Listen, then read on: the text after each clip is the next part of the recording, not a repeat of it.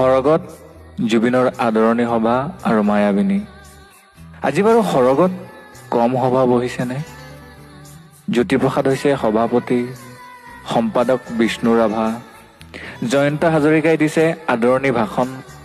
হোৱা খগেন মহন্ত, অৰ্চনা মহন্তও বহি আছে নিৰলে। দেখিছো আগৰ শাৰীত প্ৰতিমা বৰুৱা বাইদেউৰ সৈতে দীপালী বৰঠাকুৰ, সংগী হৈ বহি আছে নীলপৱন বৰুৱাও। ভিতালীবাৰ আজি ভীষণ ব্যস্ততা, কিয়নো জোনবাইৰ দেশলৈ জুবিন আহিছে। সৰগ সজোৱাৰ দায়িত্ব ভিতালীৰ। অৱশ্যে সহায় কৰিবলৈ লগতে আছে গায়ত্ৰীও।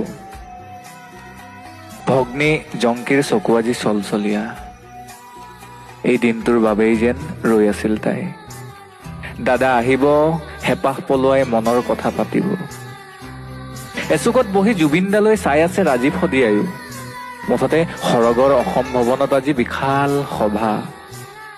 এয়া মঞ্চতে ভূপেন মামাই জুবিনক আলিংগন কৰিছে। জ্যোতি বিষ্ণুক হেঁপাহ পলোৱাই কৈছে জুবিনৰ কথা।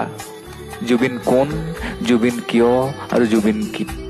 জ্যোতি বিষ্ণুৱে মৌন হৈ শুনিছে জুবিনৰ কথা।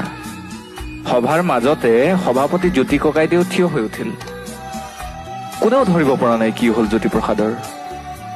কলাগুৰুৰ ফালে আকুল দৃষ্টিৰে চাই কলে কিবা এটা। সকলো বুজি এইবাৰ বিষ্ণু ৰাভাই এক প্ৰকাৰৰ কাৰা নিৰ্দেশেই দিলে। আজি সভাত বেলেগ গীত নহব, কেৱল মায়াবিনী চলিব। সৰগত এতিয়া মায়াবিনীৰ গুঞ্জন।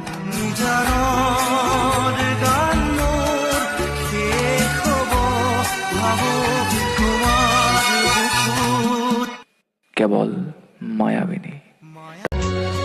ৰৈ আছো